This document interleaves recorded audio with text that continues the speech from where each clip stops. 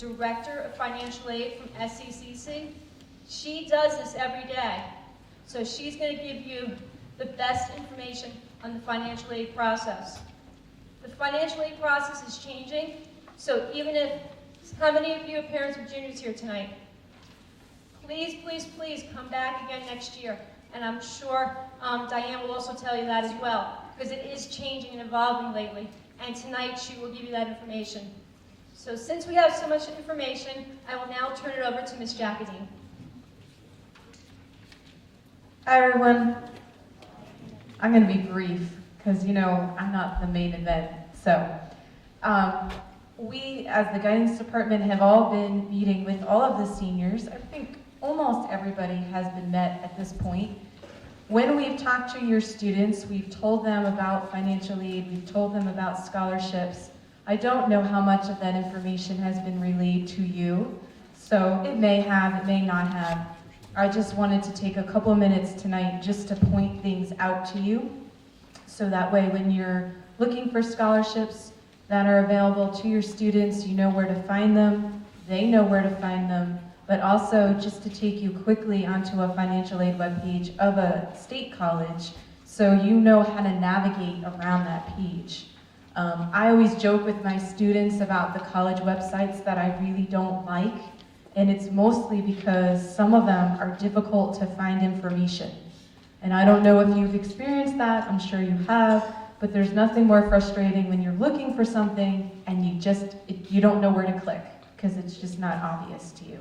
So financial aid and applying for scholarships and using the FAFSA or the CSS Profile is an additional step to the overall college process, and it can be very frustrating and overwhelming. So it's our hope that tonight will kind of ease some of that for you. I'm going to start with, in your red folders, there's a packet that has financial aid and tidbits. So on there is just kind of a listing of different things for you to know when you're looking, if you're a four-year college student and you're looking at a financial aid webpage. A lot of times you'll find it under admissions if it's not its own link. On there you'll find specific deadlines for the FAFSA and the CSS Profile. I'll get to that in a second. You want to check the financial aid webpage of the colleges you're applying to for any specific scholarships that they may offer. And then for 2-year, 4-year technical schools, the FAFSA still applies, so that's important to know. And also, what I'm going to show you right now is a listing of the scholarships that we receive information on in our office that students should be checking out. But I'm going to show you where it is. The seniors in the room and the juniors. Do we have any junior students in the room? Are they all? Yes.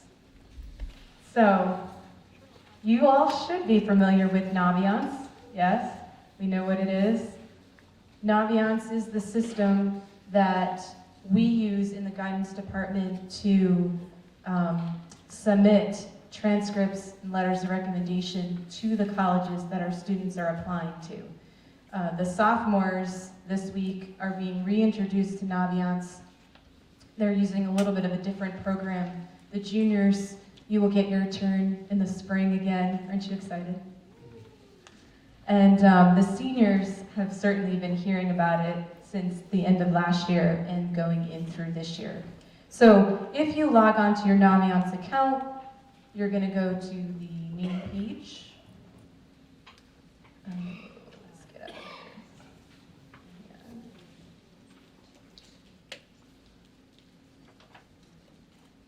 So when the students log in, that's the page that they come to. I just pulled up a junior, but it doesn't matter.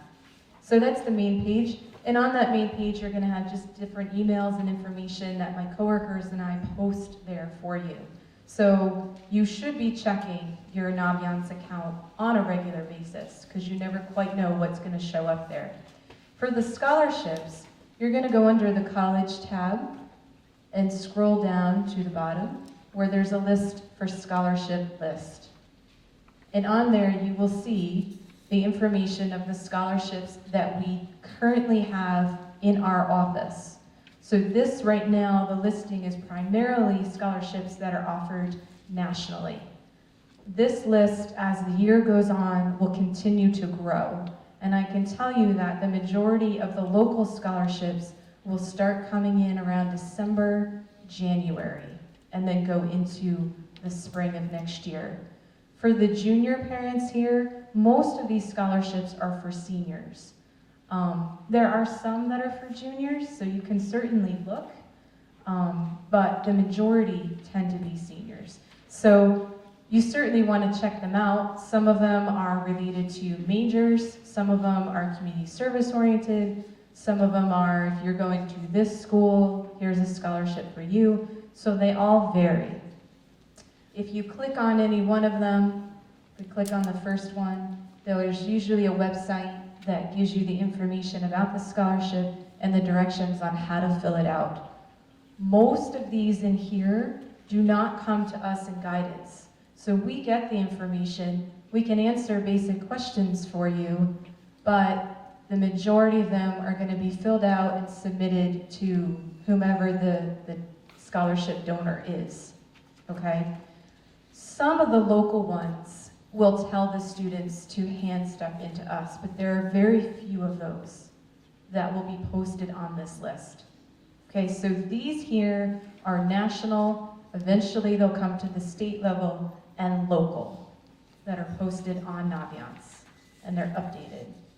The other scholarship that you'll need to be aware of for seniors is the local scholarship application. So Tim knows this because he and I spoke about this not too long ago. The local scholarship application will be handed out by the guidance department in January, so it is not available yet. It's a scholarship application that's completed online, printed out, and submitted to the guidance office. That application is reviewed by area organizations that give our seniors scholarship money. Okay, and those vary on all different levels from all different places. So seniors, usually we have a homeroom meeting when the scholarship application is available. You'll get information. It is typed and printed out and handed to us. Okay, not handwritten, not written in pencil, not written in pen. It's all stuff that's done online. Usually your English teachers will give you a day in the computer lab where you can fill it out, but you can certainly fill it out on your own as well. So scholarships on Naviance is one thing. The scholarship application is something else. When we go into a financial aid webpage, I'm taking you to Ramapo's site because their financial aid webpage is fairly comprehensive. What I like about it is everything is easy to see. Some schools you click, and then you click, and then you click, and then maybe 5 pages in you might find what you're looking for. And I don't know about you, but it's a little frustrating. So Ramapo's is pretty neat. When you go onto a financial aid webpage of a college, the important things that you're looking for, FAFSA, as of right now, is available and is filed after January 1st. It's important that you get that done as soon as you possibly can. Some colleges will require you to have that FAFSA form submitted by a certain deadline. And that's what you're going to want to go to the college website for. You know the form is available after January 1st, but what you may not know is one school might want it in by February 15th because that's when they're giving out their aid money. It needs to be submitted by that day so they can evaluate it to determine if you are eligible for scholarships from the college. So it's important to keep track of that, and you're going to find it on here. Some may not tell you. It's still better off, especially when you're dealing with the state schools, to get your forms submitted sooner rather than later. So there'll be information about FAFSA, where to go, how to fill it out, deadlines. Ramapo, to my knowledge, does not have a specific deadline. They might just say, suggested to be in by this time. The financial webpage, which Ramapo does not require, but there's also a thing called the CSS Profile. I can tell you in New Jersey, Stevens is a school that requires the FAFSA as well as the CSS. Not all schools will ask for that second one. So this financial aid webpage is where you go to look to see if it's required, and that will also, a lot of times, have a different deadline. If you don't see it there, don't worry about it. It just means that your college doesn't require it, therefore you don't need to do it. Okay? The other thing that you'll find on a financial aid webpage is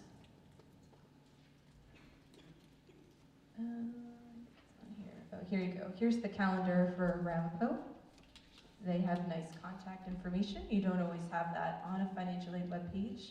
Sometimes the financial aid officers don't like to talk to people. So my suggestion with that is if you have questions, you get on the phone and call them.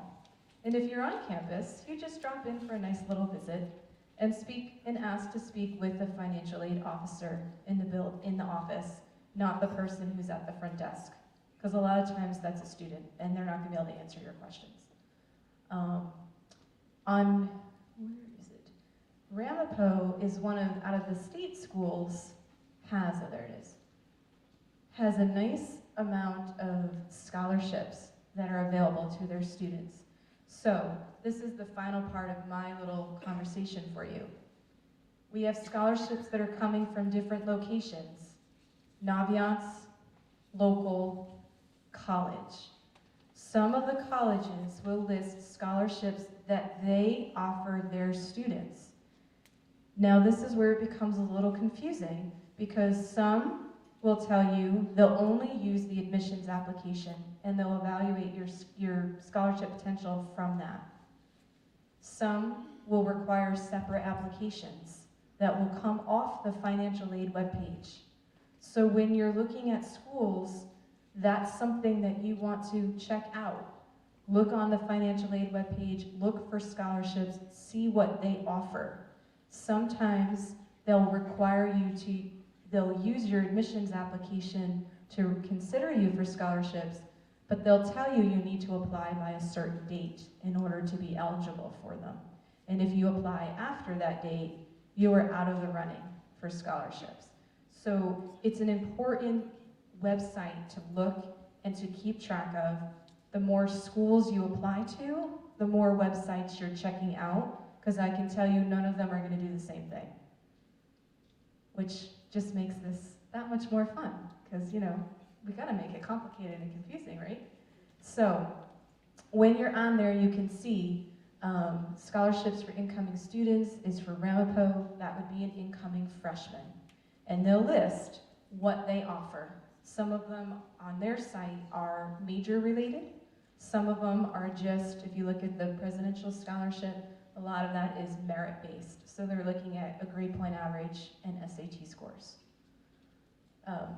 Sometimes the other thing to look at real quick, and then I'm wrapping up, is when you're looking at a college and you're looking at information that's available to you as an incoming student, you want to check out, well, what happens when I'm returning?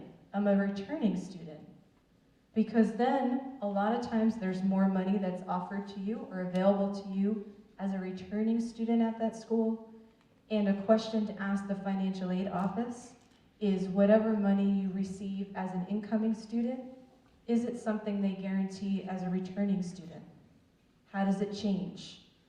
Financial aid is a year-by-year thing. Tuition changes, fees change, the application process, which you're going to learn in a moment, changes with the FAFSA. You want to know, what does the college give you as a returning student?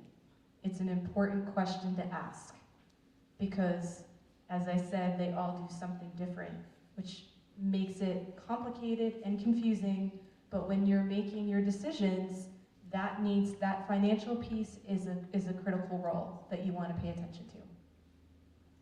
Any questions? Yeah. I'm in Knox County. Do you know how our students have their login? Because I don't know how they're On the Naviance account, unless they changed it themselves, we set them up. They go into naviance.com, you pick students and family, put in High Point zip code, hit High Point, it brings you to the login page. The user ID is generally the first part of their email, their school email. So first initial, first name, last name, and then the year they're graduating. So for the seniors, it would be 6. For the juniors in the room, it would be 7. And then their password is generally their first initial and last initial, their first initial, their first name, and their first initial, their last name, and their student ID number. If that does not work, tell them to contact their guidance counselor, because they may have changed it to something that we don't know about.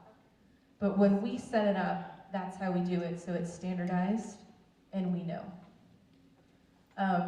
The one thing you should know, and it's a little bit of a crazy thing, but every single website you log into, Naviance, College Board, your college application site, on the college page itself, and there's the Common App site. Every single one has a username, every single one has a password. Some of my students are very good about keeping this information in their cell phones. Some of them are not so good at that. Naviance is something that we have access to, so if you lose your password or it doesn't work, you can always come to guidance and we can reset it for you. Once you step outside of the little guidance worlds and you're on a college webpage, or you're on your Common App page, or on your College Board, or your ACT board, we can't help you. Because that's not something we set up, it's not something we have access to. I can tell you how to get in touch with the people who can help you reset your account, but unless you've given it to me, I don't know it, and neither do my coworkers. I can tell you I do have some seniors that I set the account up with them, and I've kept track of their information, because I know that they're gonna lose it at one point in time, or they're gonna forget, because they just have so many different websites that they're logging into. Anything else? Excellent. Enjoy the rest of your night. Thanks for listening.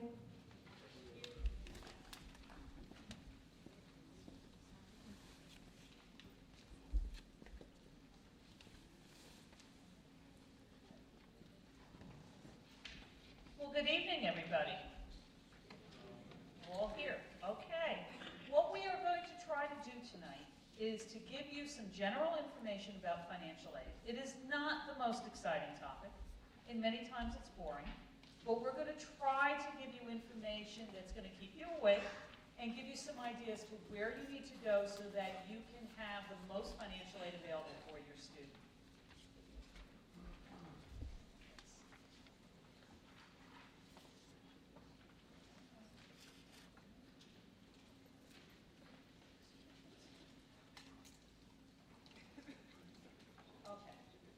First off, are you eligible for financial aid? I can tell you that everyone in this room, to take a little pressure off, every student can get a minimum of $5,500 in a student loan, and that would be enough for them to go full-time at a county college if they're taking 12 credits per semester. Okay? The only way you're going to find out if you are eligible for additional aid is to file. I can't tell you enough. Even if you think, oh, we have plans already, we've got money saved, we can afford to put them through college, you should all file for financial aid at least the first year to see where you stand in terms of eligibility. Basic requirements: student must have a Social Security number. You must be enrolled in a degree program. In other words, you can't just be enrolling, taking a basket weaving class here and a gym class there. You must be in some type of degree program in an eligible program of study. You must be a U.S. citizen or a permanent resident. If you are male, sorry guys, you must register with the Selective Service. It is something that was started back in the 80s.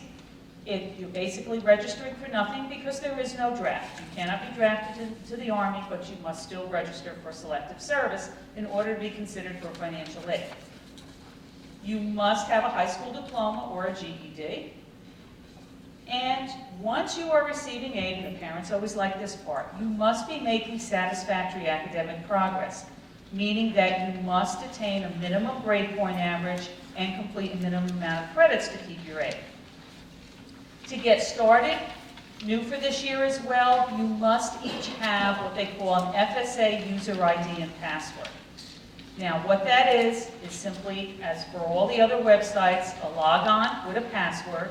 The student must have one that is attached to their email account, whatever one they're going to put on the FAFSA, and one of the parents, if there's a two-parent household, must have a user ID and password with their own email address. You cannot use the same email address for both of these. This was done because of all the security breaches. They used to use a 4-digit PIN number. For any of you who might have done it for prior students in the past. But now the user ID is supposed to be more secure, and you don't have to use your social security number and everything once it's set up. Okay? It's going to ask you, when you complete this, to create the user ID, the password. It's going to ask you to complete and answer 2 challenge questions. It's going to ask you to create 2 challenge questions, so you can think about this tonight. And it's also going to ask you for a significant date in your life other than your birthday. Now, the reason for that is if you have any errors, you jam yourself up, you lock yourself out of the system, and you call the Federal Department of Education, they figure that that significant date in your life is going to allow them to identify exactly who you are. Okay? And please, as I go along, if you do have questions, stop me. I prefer to answer the questions while we're on the topic. Okay? The FSA ID is going to allow you to sign that FAFSA electronically. It allows you to make corrections on your FAFSA if you need to go back on to correct something that you did. It will allow you to access that student aid report that you're going to get. And you're going to have to get used to a lot of acronyms in financial aid. There's a lot of abbreviations, SAR, SEN. You're going to hear about all of them. You're going to be able to sign your master promissory note for student loans and for parents who are taking PLUS loans as well. And once you do borrow on student loans, it allows you to get into the National Student Loan Database so that you can look up information on the total amount you borrowed, your repayment schedule, who's servicing your loans, and how you would make payments. This is just to show you a little bit the different steps that are there to create the FSA ID. I strongly urge that as you do it, take your time. Write things down. Keep copies. As you go through the website, you can actually, it allows you to click on so that you show the text that you're typing. Do that and print off the pages. If you haven't done it yet, these red folders that you have are wonderful. Keep them so that you can keep all this information together. And as the years go on, you may have to move it into a ring binder, but keep everything together so that you have it. This is what the website looks like. www.fafsa.gov. Never, ever, ever go to FAFSA.com. If you do, you will pay approximately $85 for processing what is the free application for federal student aid. So always go to .gov, and this is what it would look like. When to file, we talked about it a little bit already. Anytime after January 1, and as was already told to you, you want to look at all the school websites that you're applying to. Make yourself a chart. Students, you're great with all these programs with Excel. Do an Excel spreadsheet. Mark down all the ones, because you want to file that FAFSA by the earliest deadline that you have between all your schools. As we mentioned, some of them are as early as February. You want to get them in. Why? Because you can file for financial aid actually anytime during the school year and get federal aid if you qualify. But if they have their own funding, they get to make their own rules. So you want to get your application in as early as possible to make sure you are considered for all types of financial aid. If they have scholarships, if you have high need, right with you want to make sure that application is in. If you wait until, say, July, you could have full financial need. Your FAFSA may say family cannot contribute $1 single to your education. But if you wait until July to file, by then, if they've been packaging since February, because you are all the golden fleece, the school wants to get you into their school. So they're going to review incoming freshmen first.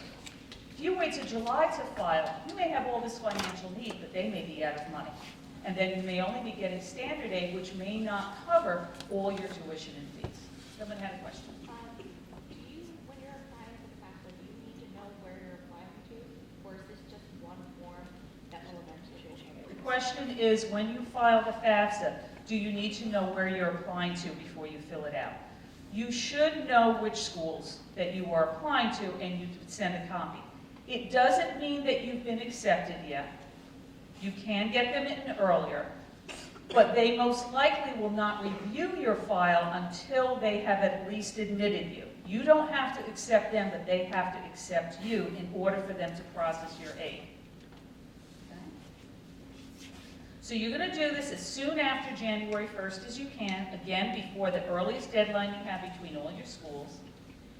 And if you're applying to different schools, you're applying maybe to Penn State, you're thinking about University of Florida, you're thinking about William Patterson College.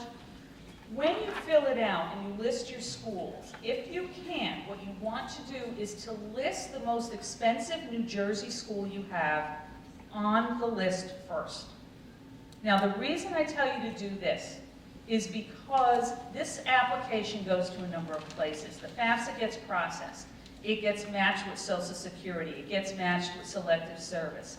It will go to all the schools that you listed. It also goes to New Jersey Higher Education Student Assistance Authority, which is our state Department of Education and looks at their eligibility for state aid.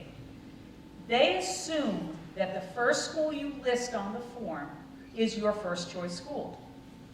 Now, students may think, well, I want to go to Penn State, and parents are thinking, I don't know if we can afford Penn State.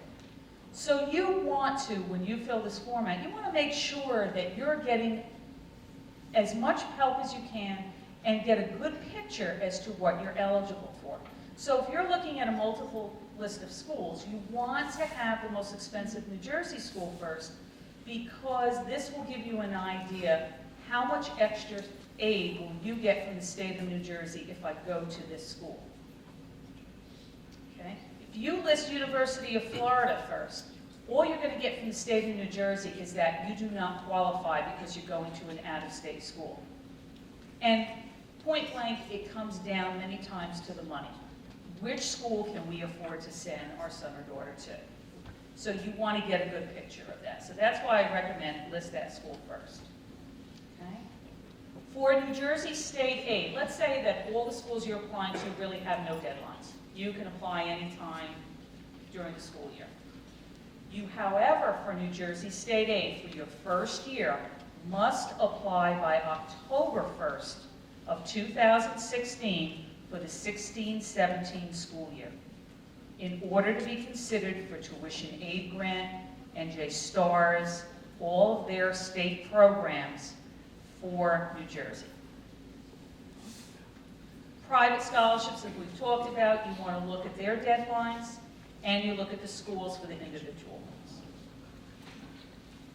Now, most likely 99% of the students in this room are what we call dependent students. They are dependent upon their parents, they are under the age of 24, and the government feels that up until the age of 24 you are responsible for your student. And they must provide parental information on the FAFSA. However, there are circumstances when that would not be true and they would be independent. If, as I said, they were born before January 1, 1993. Are they married?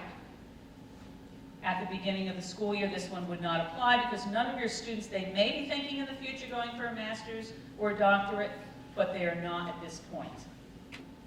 Do they have children that they are supporting?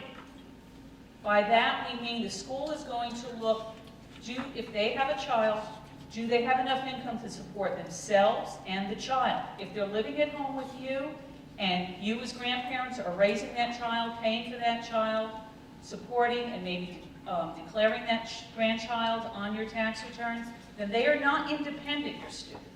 They would still be dependent because you are supporting the grandchild.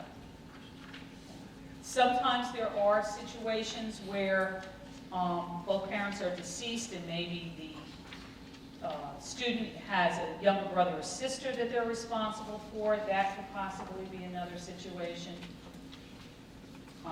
if they're in the armed forces. At any time since turning age 13, both parents were deceased, or they were in foster care or ward of the court. Emancipated minors, there is no such thing in New Jersey. Emancipation in New Jersey is simply for the purpose of not having to pay child support anymore. A student cannot claim that they're emancipated and become an independent student. If they are, were they in a legal guardianship, okay?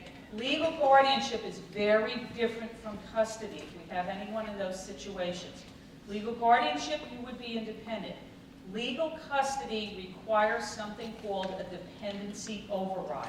That is a request that you would have to make to the school that you're attending. You would have to document it. You would need things like a letter from the high school guidance counselor that knows the situation as to why the student's not with the parents. It may be police reports. They would have to provide all this documentation, and then it is up to the individual schools to determine if they will consider them a dependency override and make them independent.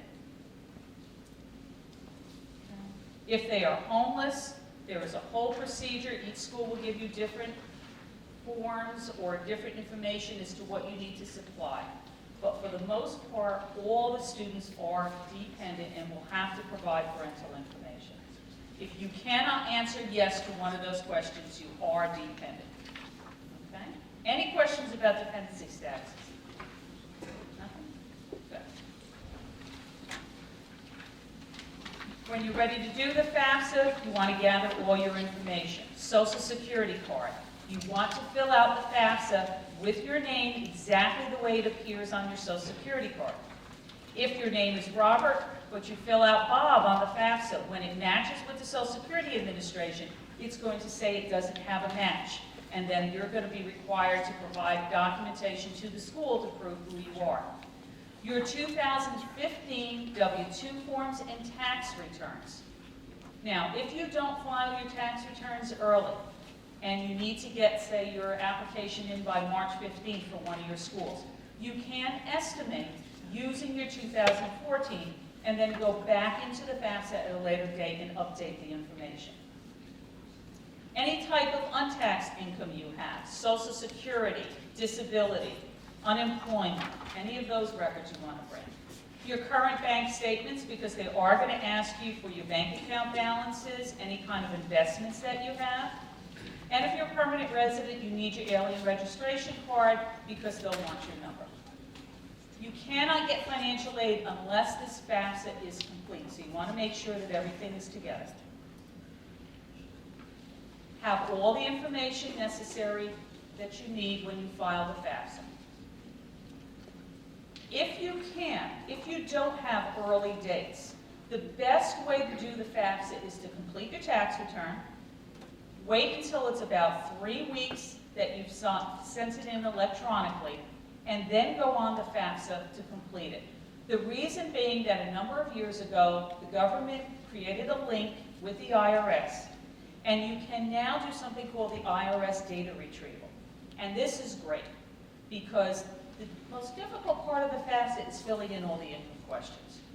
But now it enables you, if you filed your tax return at least 3 weeks prior electronically or 10 weeks by paper, to go out onto the website, link with the IRS, and it will magically bring all the answers in on your FAFSA in regards to all your income information. And that is the easiest way to do it. If you have to key it in, it's not so hard, but you can do that. You want to type your name and Social Security number exactly as it appears. Many times, one of the things we see is that parents will type in the student's Social Security number, and then they'll put in the name incorrectly. Or if they have twins, I've seen that, where they will switch, and they'll put the wrong Social Security number with the wrong twin.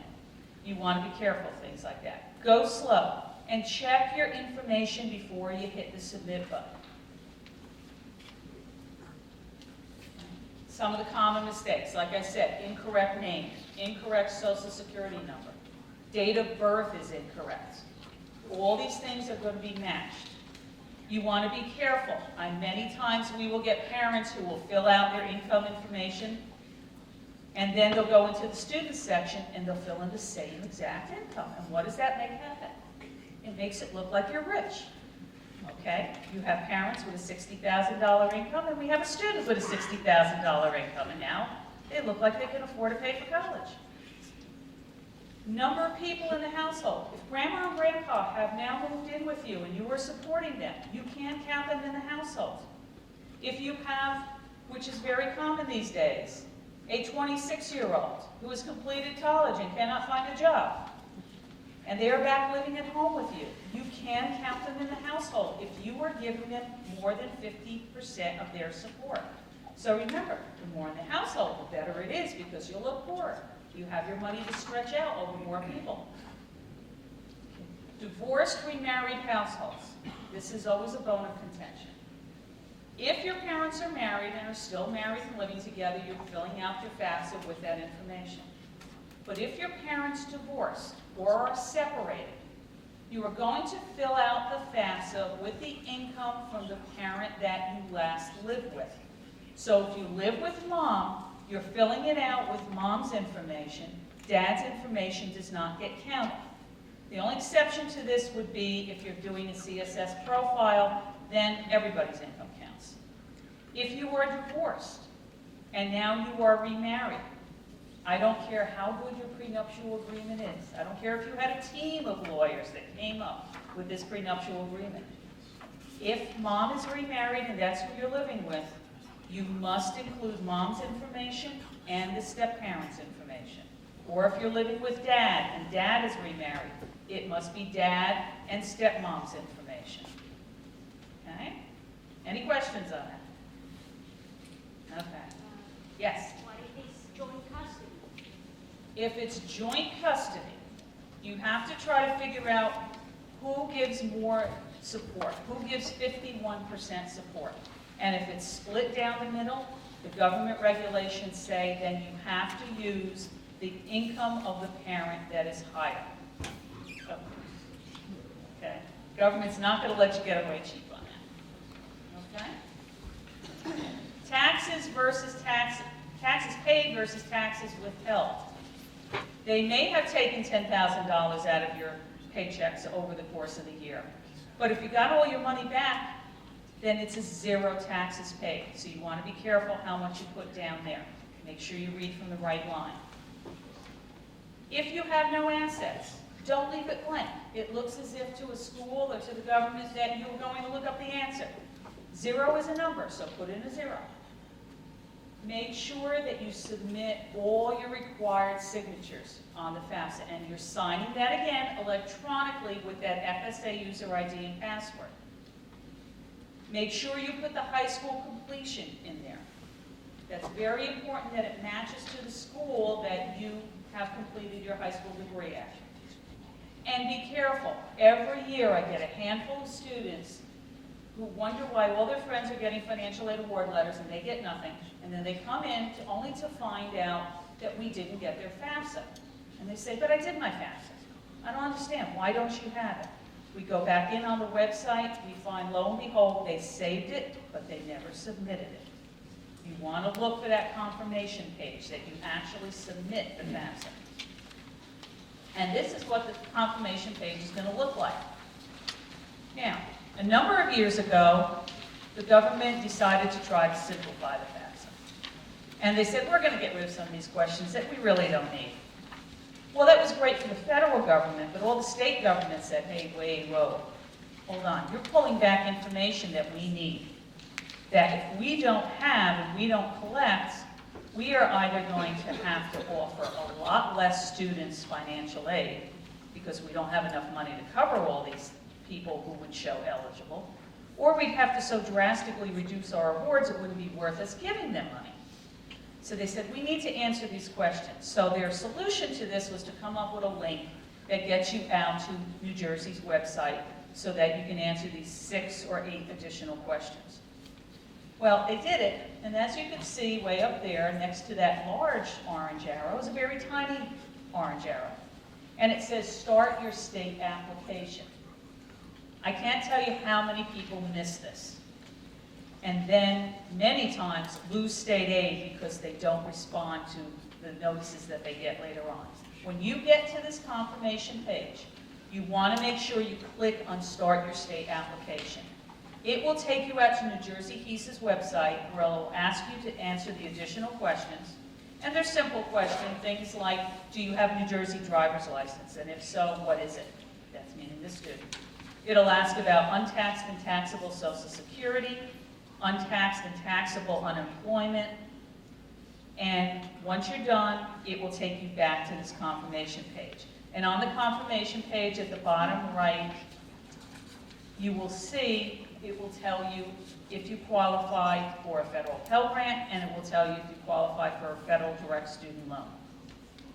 You should get this confirmation page. If you don't, there's something you didn't complete correctly. Yes? To that link, if you're not applying to any New Jersey college, you'll answer the question to that link. The question is, if you're not applying to any New Jersey colleges, should you not bother to do that link?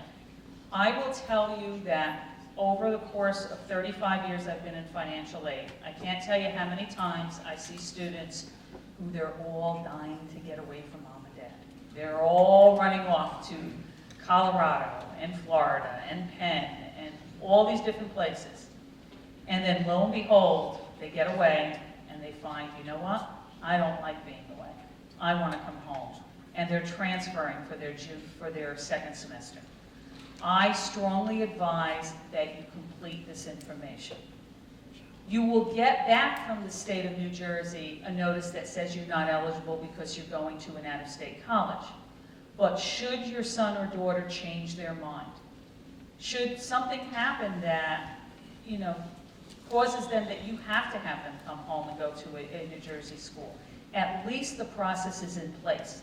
Then all you have to do is update the college choice and they will be able to tell you what you're eligible for. So I would say at least put it in place, have it secure just in case things do change. Okay? Once you file that FAFSA, you're going to get an email notification that it's been processed. They'll tell you they received it. They'll tell you your form is done. And if you don't get an email notification, in about 7 to 10 days, a little light bulb should go off that something may have happened. Every year, there's always one or two that just seems to disappear into cyberspace.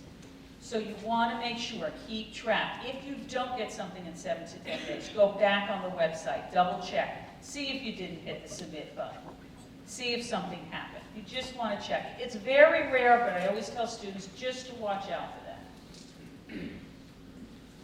Also check too, sometimes the way you have your system set up, your emails can go to the junk or spam.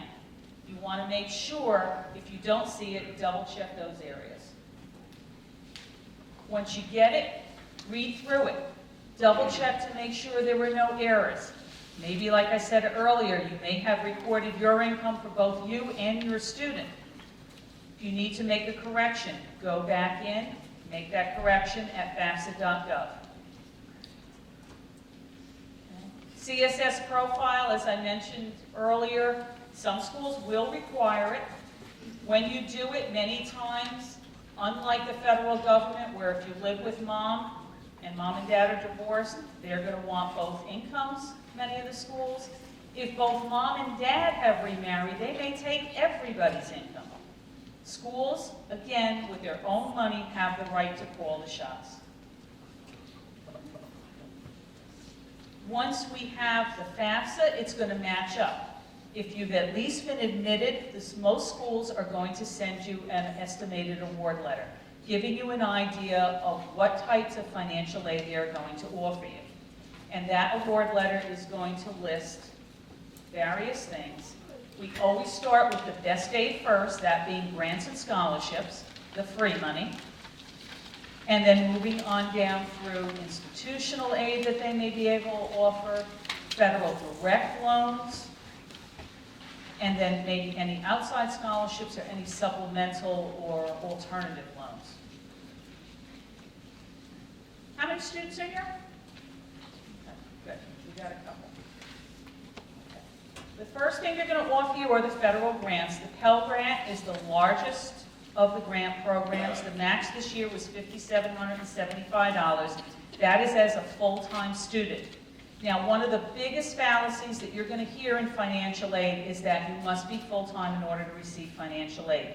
That is not the case. A student can go part-time, and depending on how many credits they have will depend on how much financial aid they get. A federal Pell Grant can be as little as $710, where if you take only 3 credits a semester, if you qualify for the maximum eligibility, you could get that smaller amount. And then it goes up depending on how many credits you take. Federal SEOG grant is also offered to part-time and full-time students. It is a dollar amount that the schools are given. It is rare, you see that $4,000 max, that is the max under federal regulation that they can give you, but it is rare that many schools have that kind of money that they will offer that. And then there are teach grants also, if you are in for the teaching programs. For the students that are here, work study. Work study is a great way, I always tell students, to get a second career without studying for or paying for it. Work study is a job on campus. Let's say you have an 8 a.m. class. Your next class isn't until 2 o'clock. You might be commuting maybe down to Montclair. And gas prices have gone up again, and they're back to $4 a gallon. You really don't want to go for your 8 o'clock class, then drive all the way back home, and then go back down again for your 2 or 3 o'clock class. Get a job on campus. Job on campus will allow you to work up to 15 to 20 hours a week. You submit a timesheet every 2 weeks, you get a paycheck every 2 weeks. And when I say that it's a great way to get another career, talk to anyone in student services, financial aid, admissions, registrar. I will pretty much guarantee you that most of them, when they went to school, worked in those offices as a work-study student, and that's how they caught the bug for student services. And you may come out with a math degree or an English degree, but if you want to get back into those services, that's a way to get experience in those areas, and you can actually apply for jobs entry level in some of these different functions. If you are majoring in biology, you might work in the bio lab and get a little experience there. If you're working in, you're athletically inclined and you are working with the athletic department, sometimes you're doing AV stuff for various productions. There's all sorts of things, and it's a great way to earn that extra money so that you have pocket money and not have to go to mom or dad for gas. Okay. Federal student loans, there are several types of federal student loans. The largest is the federal direct student loan, and there are 2 types within those loan programs. As I mentioned earlier, everyone in this room can get a maximum of $5,500 their first year as a student. There are 2 types. There is subsidized, meaning the interest that accrues on that loan is not your responsibility while you are in school and for any kind of deferment time. That interest is paid for by the taxpayers, me, your parents sitting here, you if you work. It becomes your responsibility once you go into repayment. The other portion is unsubsidized. That loan accrues interest while you are in school, and you are responsible for that interest again when you go into repayment. And the other loan that there is also is Federal Perkins loans. Great loans, a 5% fixed interest rate, also subsidized, no interest accruing. The government was talking about getting rid of that loan. Right now, they're kind of holding off on that.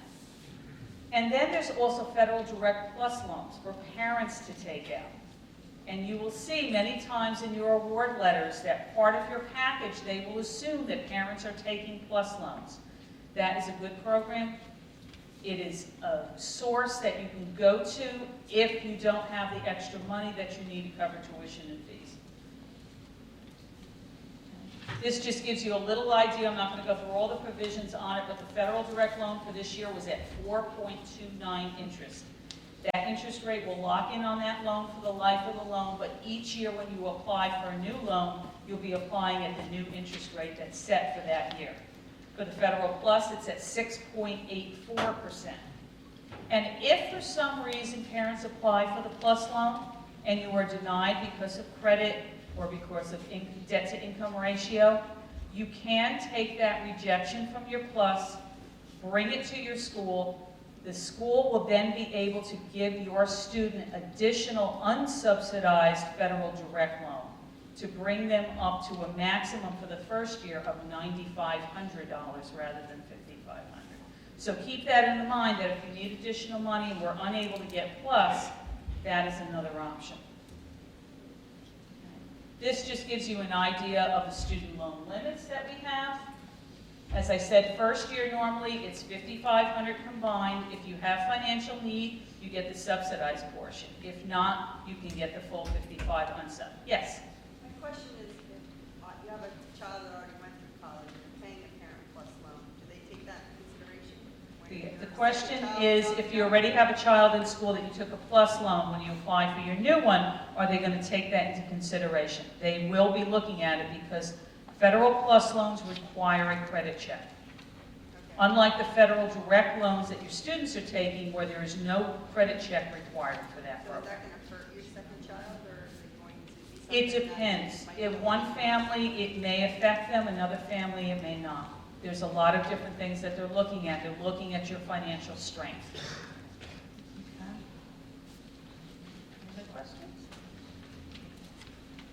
Okay. State of New Jersey, as I mentioned, tuition aid grant is the largest program that the state offers. You must show financial need. You have to be a U.S. citizen, a New Jersey resident, so must the parent. If parents divorce, one moves out of the state. As long as the student is with the parent that lives in New Jersey, you qualify. You have to be full-time in a program if you're going to a four-year school. You must meet all the state deadlines that I talked about earlier, the October 1st deadline. And if you're at a county college, however, you can get tagged as a part-time student as long as you are taking at least 6 credits or more.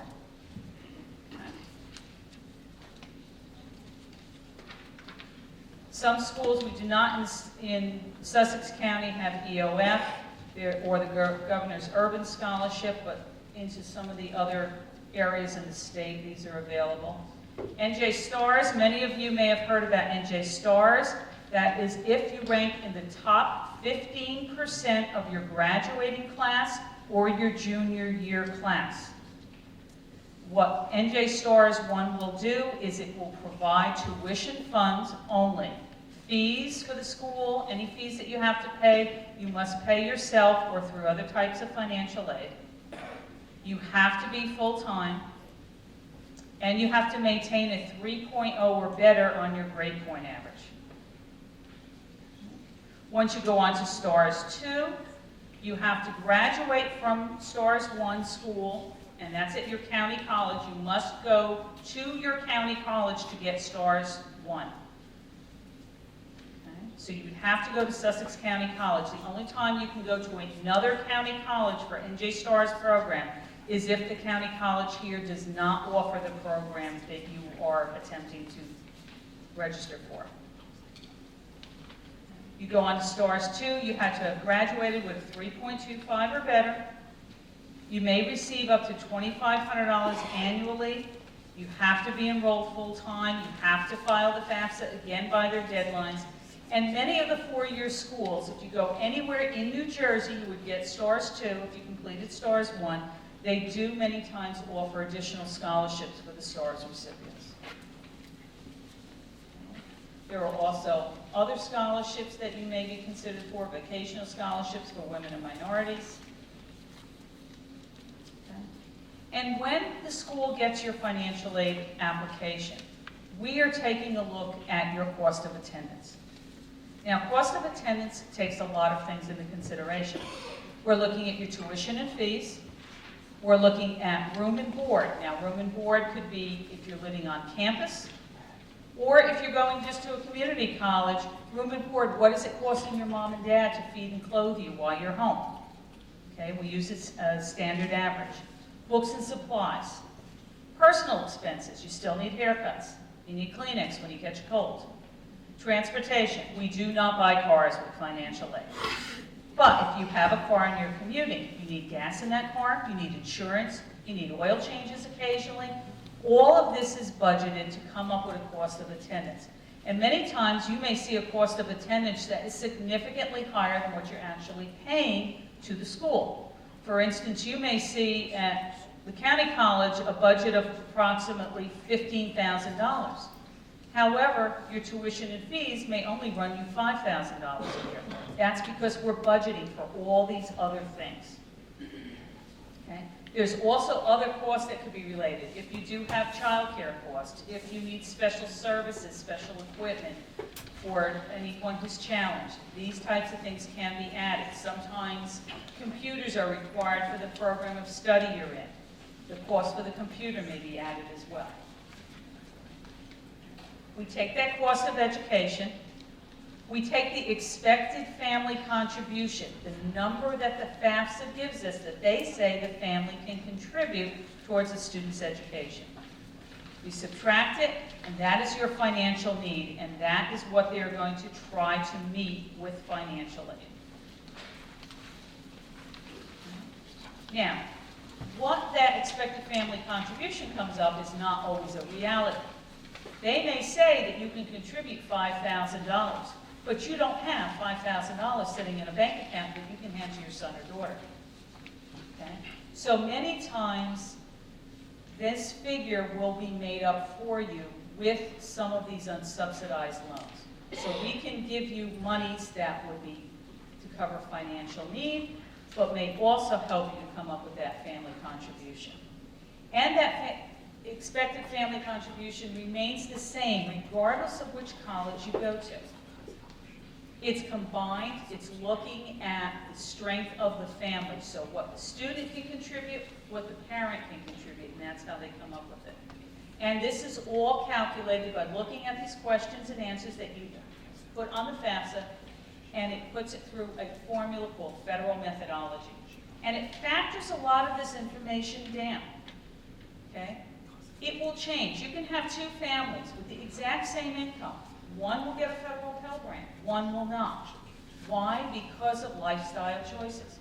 You may have 4 people in the household, 1 in college, with the same income, but because one maybe saved more money and has younger parents, they may figure, okay, they have more time to save for education, for retirement. So they can use more of the money that they've saved towards a student's education. That's why if you put on your FAFSA, when you put down the age and all, and you put down your birthday, make sure you put the right birthday. Just because you look 45, but you're really 55, it does help. The older you are, the more they take out of the calculation. Okay? If you have 2 in college, okay? This gives you a sample here. Family lives in New Jersey. Married parents, both age 52. Household size of 4, 1 going to college. The adjusted gross income is $120,000. They have $20,000 in assets. The student has no income or assets. The expected family contribution that would come up in that situation is around $20,830. And if we take that same family and put it towards different cost of education, you can see the difference. At a community college, you have a budget of a cost of education about $14,500. With that EFC, you get no financial need-based programs. Okay? You would still be able to get that $5,500 loan. You'd be able to take a plus loan, but you wouldn't get any need-based like a Pell Grant or tuition aid grant. At a state school, the budget's a little higher, $25,561. They may offer you some scholarship money because there you have a need of $4,731. And then you go to a private school where that budget is over $45,000, you now have over $24,000 in financial need. That is going to stay the same. Okay, that EFC stays the same. Next year when you file, you may now have a second child in college. They are not going to expect that same $20,000 EFC for each student. They're going to take that one and split it in 2. Now you only have an EFC of $10,000. So it will change if you have more in college at the same time. Okay? They don't expect you to come up with the same amount of money. Questions? Net price calculator is on every website now of the schools. What that does is allows you to go out and get an idea of what it's going to cost you, the types of financial aid that you might get, it'll give you an estimate. It is based on full-time, first-degree certificate-seeking students. Okay? It's not based on any graduate work, and it can be a little deceiving, especially with the community college schools and the lesser cost schools, because, as I talked about, that budget is including everything. It doesn't just show you what your actual direct costs are. There's also a shopping sheet on many of the websites now, or they may send this to you, that will give you a breakdown of all the types of financial aid that are available. And then to top it all off, you've done all this, you've got your awards, but then you get this dreaded letter that says we're missing information. You wonder why, because you filled out your FAFSA, you did it all well. But you are many times randomly selected to provide federal verification documents. And what this is that the government figures about, let's say 50% of the population must prove to them that everything on the FAFSA is correct. And you are selected for federal verification. You may be selected because you made a blatant error on your FAFSA and they know there's something wrong in the income there. Or they may decide, they've told us that for this year, any student whose fifth digit in the Social Security number is a 7, they're going to select all of those. They've even told us at one conference that there were top secret reasons that they selected for verification. But whatever those are, they don't tell us. But if you are selected for federal verification, you must provide certain documents. Now, if you use the IRS data retrieval, it's very simple. You'll be asked to do a verification worksheet, which is simply your name, address, list all the household members, indicate if you use the IRS data retrieval, or if you were going to provide a copy of your IRS tax return transcript, you sign it, parent signs it, send it into the school. Okay? If you did not use the IRS data retrieval, you will be asked to submit IRS tax return transcripts. Now, the government also got very smart a number of years ago, and they realized there was a program out there called TurboTax, and very other similar programs. And that some people can get very creative with tax returns and put down some very creative figures on their FAFSA. So they decided no more can you submit your tax returns. You must go out on the IRS website and request a tax return transcript. They want it directly from the IRS. You also used to be able to go out and print them yourselves, but because of some compromises that happened with the IRS website, people's identity being stolen, you now can only request it by mail. And that takes 5 to 10 days to get that form. So what I'm trying to tell you is that it is very important to the students in the room that when you get mail from your colleges, if you're given portal accounts, email, you must check these regularly, because you may have that estimated award letter, but if you're selected for federal verification, that aid does not become real until you complete this process. And you want to make sure that this is all done before school starts and that your bill is paid by your due date, because many of the schools will charge you late fees if you don't have it in. So please check your mail regularly, check your email, check your portal accounts to make sure that if there's something that is required, that you submit that documentation. If you are not lucky enough to be selected by the federal government, the state government will oblige you, and they may select you for state verification. If that happens, you must provide many of these same types of forms, but you must mail it to the state of New Jersey, not to the school. Okay, federal verification, the school collects all the documents. State verification, the Department of HPRHS collects those documents, and you must mail it or scan it in and send it to them through their website. And you must do it by their deadlines. HPRHS is the only one that has very strict deadlines in terms of filing and submitting documentation. Okay? Advice, make sure that the schools have all the documents that you need.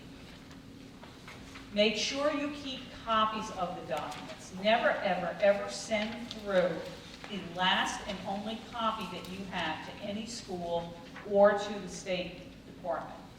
Because, again, sometimes things get misplaced, they don't reach the schools, they don't come back to you, so you don't want to give your only copy. Always keep copies. Look on the websites, make sure that you have the contact information, and don't be afraid to ask questions. Your high school guidance counselors are wonderful. They can help you. The individual financial aid offices, yes, some of them are very crazy. They're busy, they have lots of students, it's difficult sometimes to get through to them. But check their websites. They may have access through email, they may have access through phone, you can make appointments, some will take walk-ins. Remember these deadlines. October 1st is the latest you should apply if you want to apply for every type of aid that is out there, especially with the state. Now, once you are a student, if you are eligible for New Jersey state aid, going forward the following year, you must file by June 1st in order to get your New Jersey state aid. If you miss the June 1st deadline in your second year of school, you lose out on state aid for the entire year. So it's very important that you file. A good rule of thumb, think about when you file your tax return, think about filing your FAFSA. If the state requests additional information, it may not be their state verification, but they may request documents. You need to send them into them. For the fall semester, if you don't send it into them by November 15th, you lose your aid for the fall semester with the state of New Jersey. So you've got to read everything through, make sure that you hit those deadlines. Spring deadline, if you do miss the fall deadline for some reason, and you needed to submit additional documentation to them, you have till March 15th to get it in for the spring. Okay? But again, October 1st is first time around, don't file any later than that. Going forward, don't ever file any later than June 1st if you want to be considered for New Jersey state aid. Some of the scholarship sites, you should never, ever have to pay for a scholarship application. If you go to a website and they ask you for a credit card number, a bank account number, run away screaming. That is a farce. It is not a legitimate website for scholarships. Scholarships should always be free. And these are some of the ones that you can go to look up scholarships. There really are all these crazy scholarships. How many of you heard of the duct tape scholarship? No? Duct tape offers scholarships for the most inventive prom outfit made with duct tape. There are tall scholarships. Students, I think males who are 6'1" or 6'2" or over, and I think girls that are 5'10" and taller. You have to write an essay on what it means to you to be tall. Okay? There really are these scholarships out here. Okay? You want to check around for different places. Okay? The websites we told you about, you want to check if there are camper-administered payment plans that might help you with making payments for school, campus employment, federal work study I mentioned. There is many times also a work program on campus that is done outside of the financial aid realm that you can do. If you're living on campus, you can be a resident assistant, where you would get free room and board if you work in the campus dormitory assisting with the students. Usually that's an upper level. Student ambassador programs are on campus, where they will give you a certain number of tuition credits free if you work with the admissions office, the student services office. You'd be running tours for new students coming in, different things, tour guides, and then look for internships and co-ops. Okay? Websites that you should know, federalstudentaid.gov will give you additional information about all the programs. If you need to register for selective service, that's the website where you would do it, and HISA.org. Talk to people in the know, the guidance counselors. You have wonderful guidance counselors here, I can tell by the information they put together tonight. They will help guide you.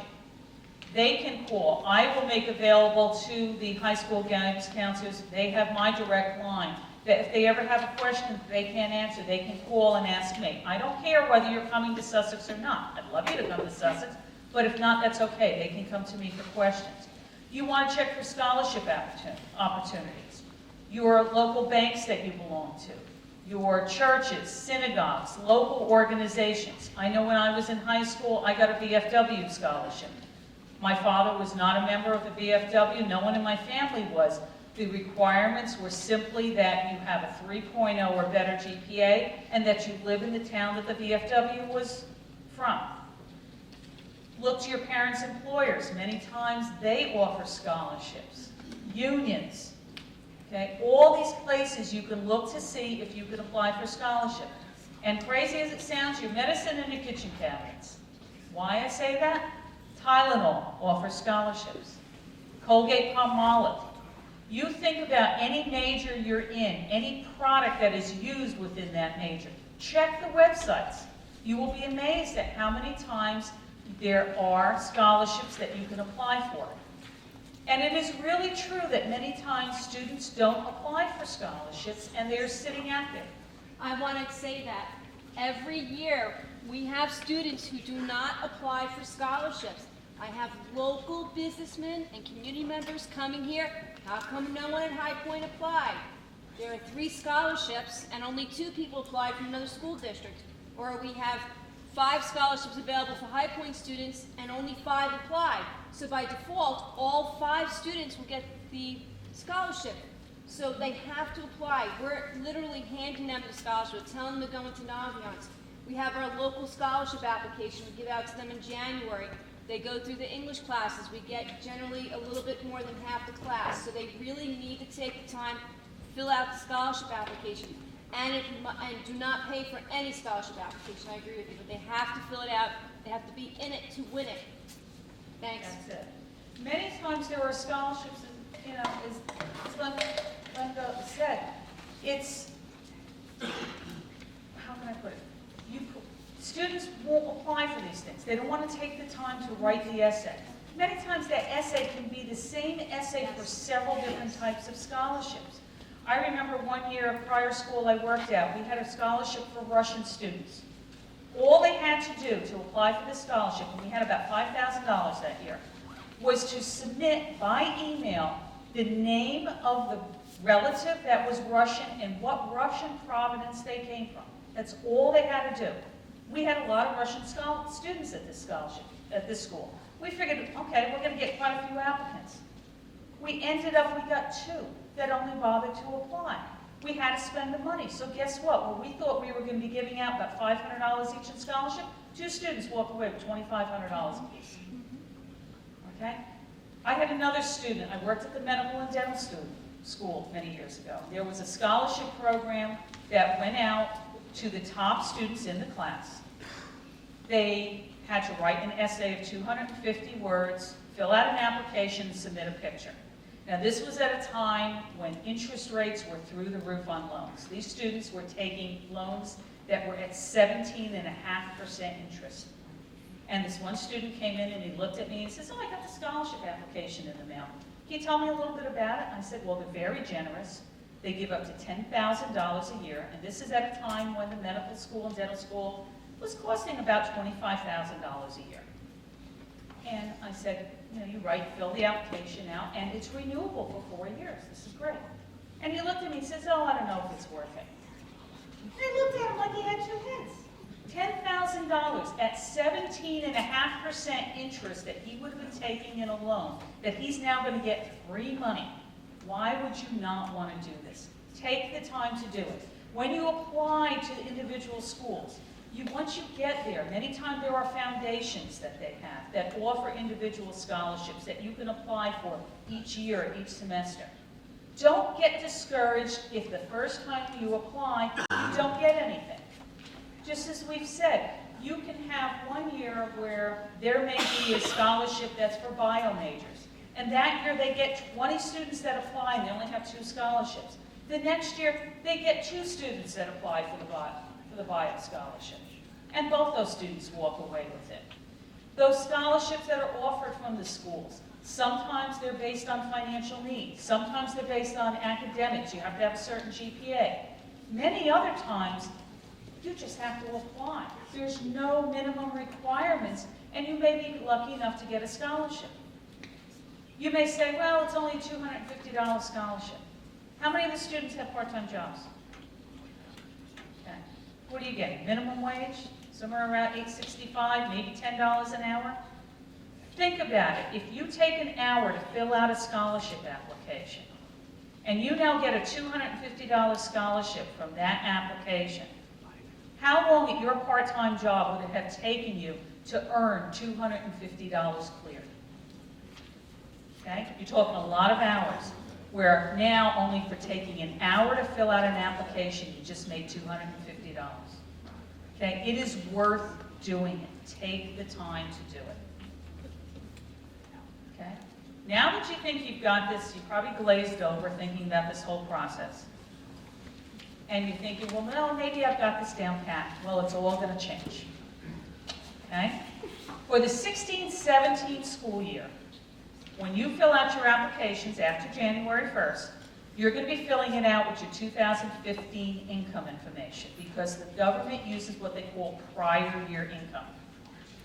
But now they've decided, because they want a little bit more accurate information, and to make it a little easier, especially for those parents that have businesses and file taxes later and everything else, they're going to go with something called PPY, which is prior year income. So what does that mean for you? It means that for the 16-17 school year, the government is going to base your eligibility on your 2015 income. But then for the 17-18 school year, they're going to PPY. They are again going to base your eligibility on the 2015 income year. Now that works out real great if in 2015 you lost your job, you were living on unemployment, you're going to look poor for 2 years. But if in 2015 you both had really great jobs, you made $250,000 a year, and then in 2016 you both got laid off and you've been struggling on unemployment, what's going to happen? That's not a real clear picture. We do not know yet exactly how everything is going to work. The government has not released everything, but what we do suspect is that they will continue to allow us to do something called professional judgment. So that even if your income was one amount in 2015, if you had a significant change in 2016, they will allow us to use that new income. But we haven't gotten that. The PPY now will allow you to file earlier. Now, going forward for the 17-18 school year, you won't have to wait until January 1 of 2017. You will actually be able to file your FAFSA by October 1st, 2016. So there are going to be a lot of changes in procedure. You will probably see a lot of confusion in the financial aid offices. We will be running 2 and possibly 3 years worth of financial aid all at the same time. So you're going to have to be patient with some of us going forward. But these types of things are coming, these changes. It should make it easier to do the FAFSA, because when you do it going 2 years back, you'll be using that IRS data retrieval. Your taxes should long be filed, and everyone should be able to access them. But this is what you're going to see going forward. That is basically what I have to offer for tonight. Does anyone have any questions on anything? Yes?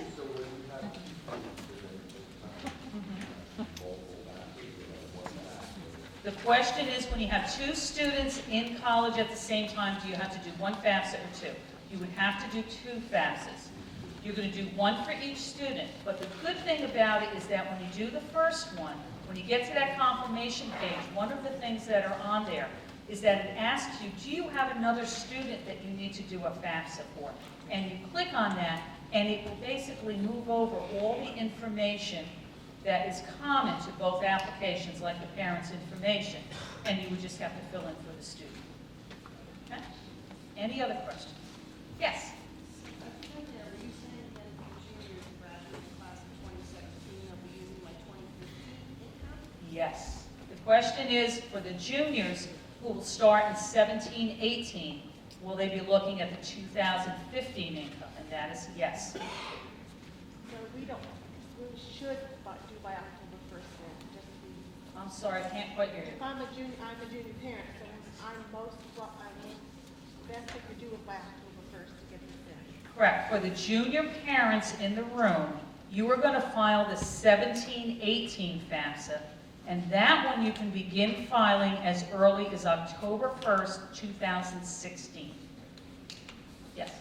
if we're to invite you back again, and there's a lot of junior parents in the audience, when's the best time for us to invite you back so we can have the junior parents come back so they'll know about the changes and the best time to file? We are waiting to hear from the government exactly how this is going to work. They've kind of thrown everything out there. They haven't given us the details yet. I assume by January we will have this information. So if you want to have me come back, say In the spring. maybe around March, April, somewhere in there, we might be able to do something then. So for the junior parents that are in the audience, I will invite Diane to come back in the spring so that you'll be ready for October 1st, because this time next year will not be good. Okay? And one other thing I'd like to offer just to anyone who is here, especially for your seniors now, if you need help with the FAFSA, the one thing that we do at Sussex County Community College, I run FAFSA workshops every Wednesday evening, starting in about mid-February from 6 to 7, and Friday mornings from 10 to 11. You do not have to be coming to Sussex County College, but if you need help doing the FAFSA, you come to these workshops. We literally sit there and hold your hand. You bring your tax returns with you, and we will help you complete the FAFSA process from start to finish. So I'd like to make that offer to anyone who wants to do that. As I said, I run them from mid-February on through probably the middle of September for next year. Okay, and we'll have more information on the website, and I also send it to the schools so they can send that information home. Any other questions? We're good? You're all glazed over. I know it's a very boring topic. But I thank you all for coming, and I wish you all the very best of luck. Thank you. Please take refreshments on the way out. What time is it? Hey, how are you?